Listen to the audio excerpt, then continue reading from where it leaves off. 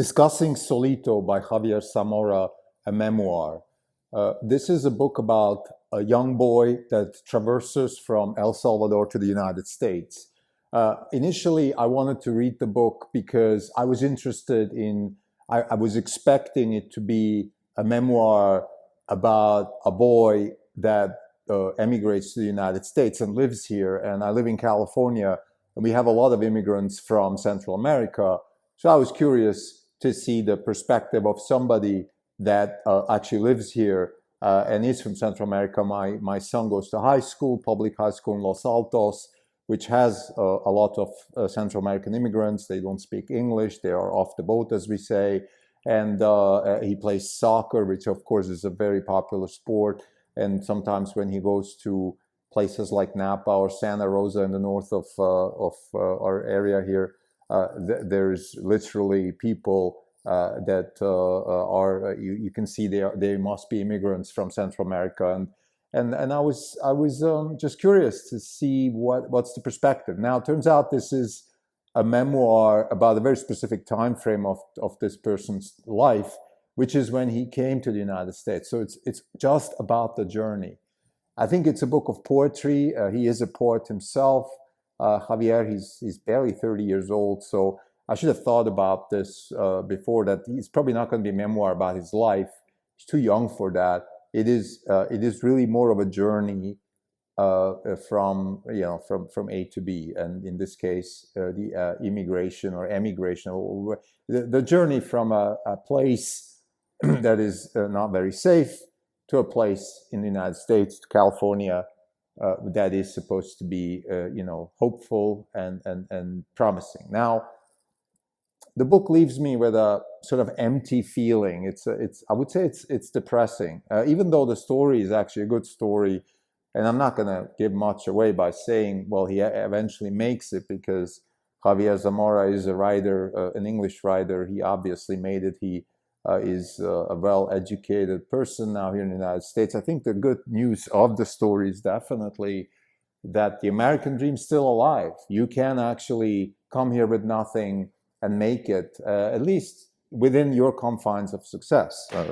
Javier is not a Nobel Prize-winning literature person yet. He might become, but he certainly came from nothing and made a lot of headway here. And just to be clear, when I say nothing, it is prevalent that he had talents. He's a good student. He's a very good child. He does what he's supposed to do. He doesn't, fool around. None of that stuff. But nothing in a sense, like he certainly didn't have the means, resources, money, that kind of thing. So from that perspective, just want to be fair. I mean, there was some talent there. He was endowed with talent.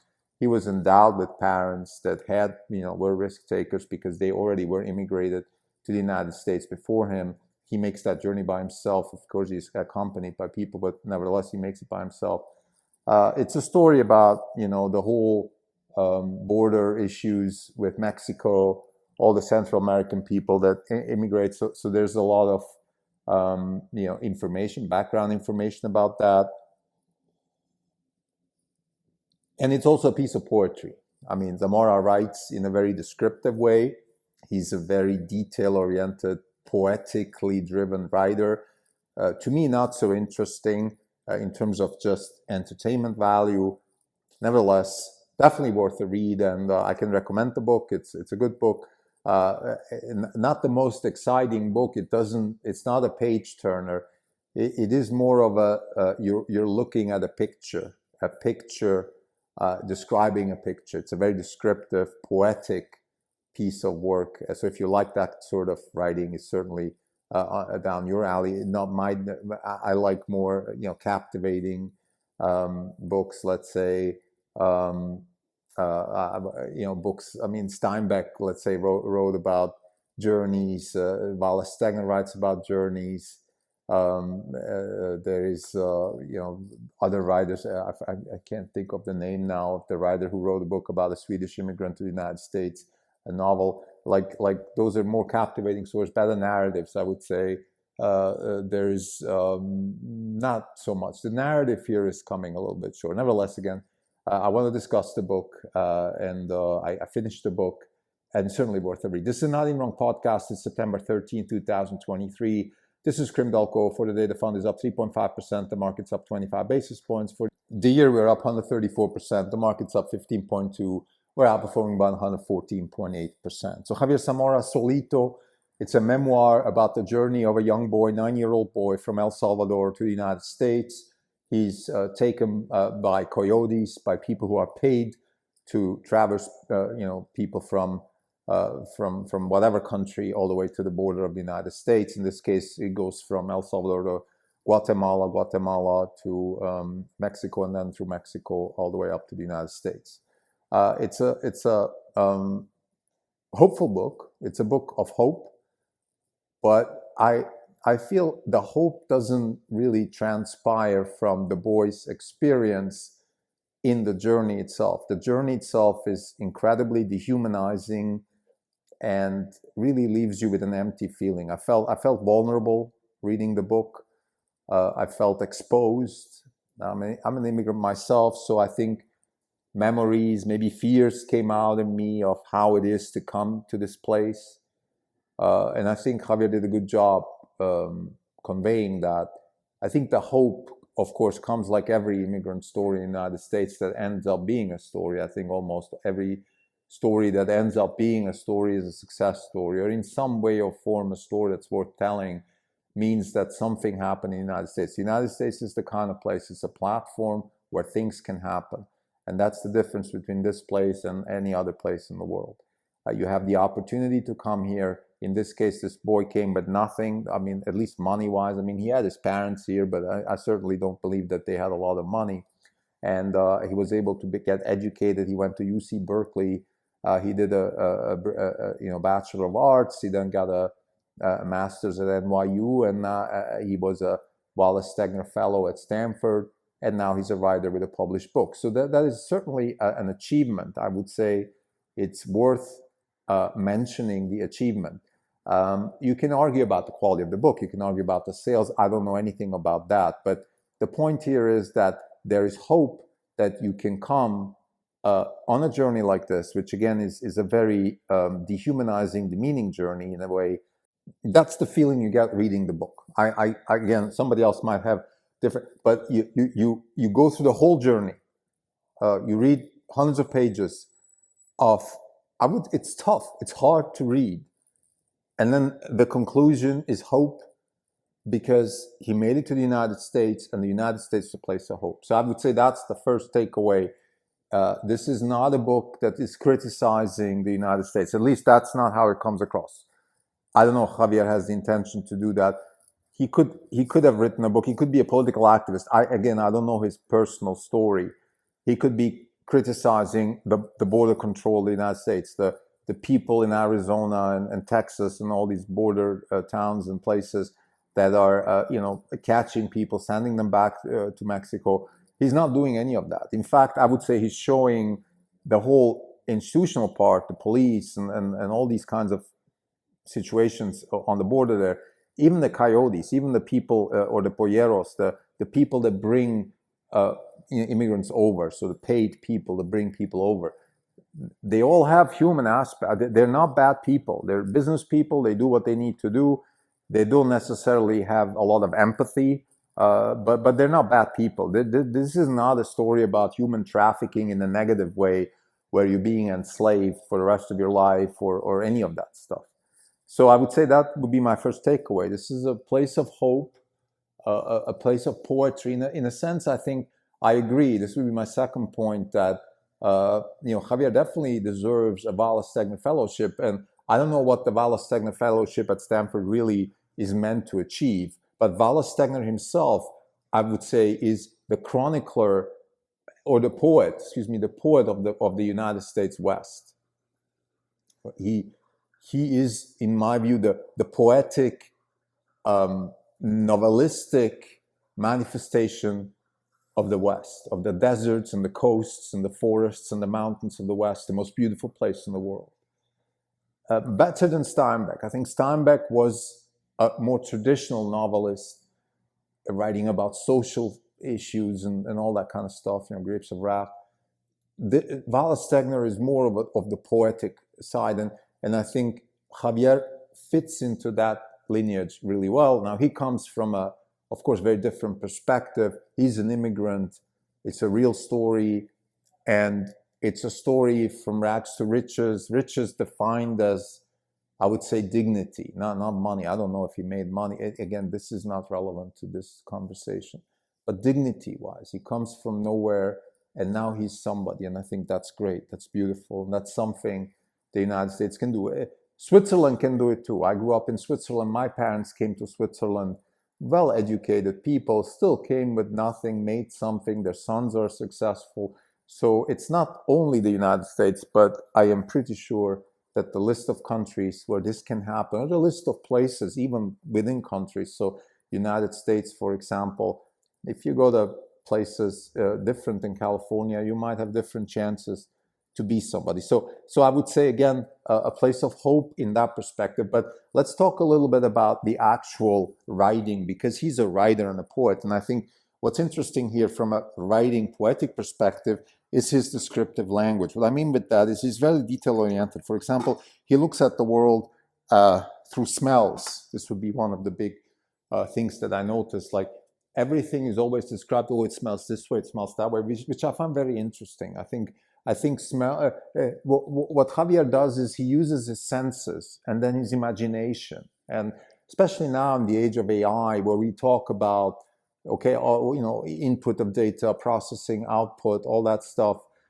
Tesla talks about vision only, vision. And I think Javier is a very good example of how the human brain really takes in everything, not just what they see, what we see. We see, of course, vision is important. I mean, absolutely, probably on the scale of importance of sensors, number one.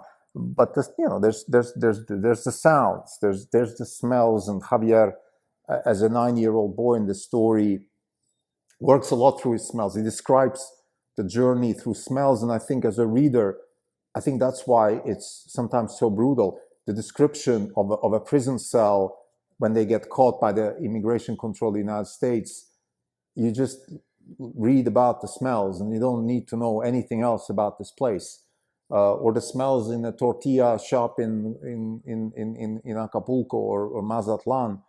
You can imagine really well how that feels, much better than if he were describing the ingredients of the food or something like that. So again, I think well done on this front. I think Javier definitely has the potential of being a poet. I can't judge is he somebody that deserves all the awards that he's gotten, or is it just because he's a Latino immigrant and we want to be politically correct? Unfortunately, these questions come up in this day and age. It's not necessary. If we didn't have all this nonsense with affirmative action and inclusion, it would be obvious that he made it because he's good. Now you have to question yourself. I think the book wasn't really entertaining. So it's not like one of the books that I would put on top of my list of things that I really enjoyed reading. I enjoyed, Damon Copperhead a lot more. A story about a young boy growing up in the Appalachian Mountains, because the narrative was just much better. I'm a narrative person.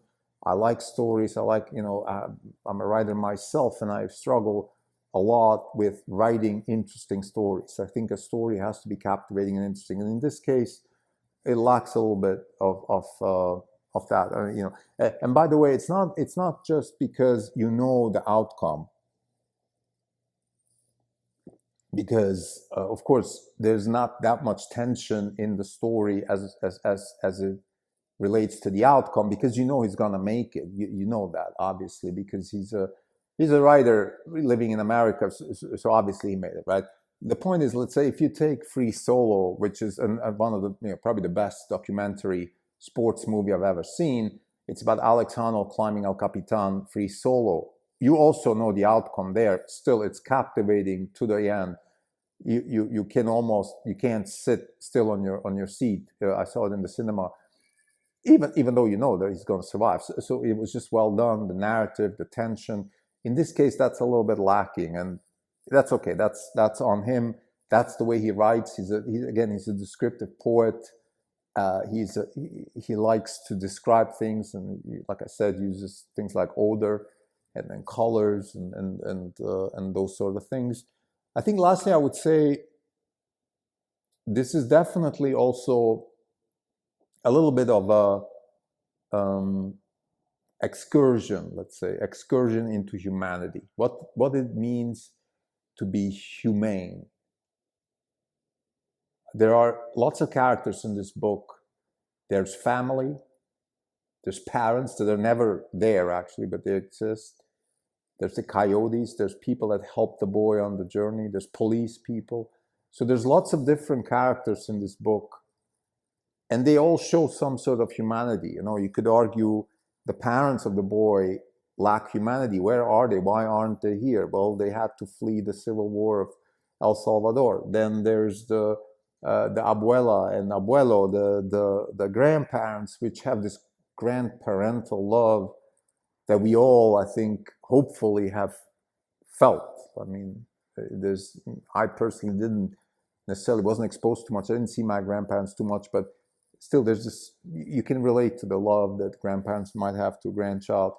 But much, much more importantly is the humanity of people on this journey, people that are in the same boat literally, because they use boats to traverse from Guatemala to Mexico. But not just that, but also boat in a more, obviously picturesque way, in the same problematic scenery that they are, having to cross, barely any money, exposed to corruption. There's also the negative side, of course.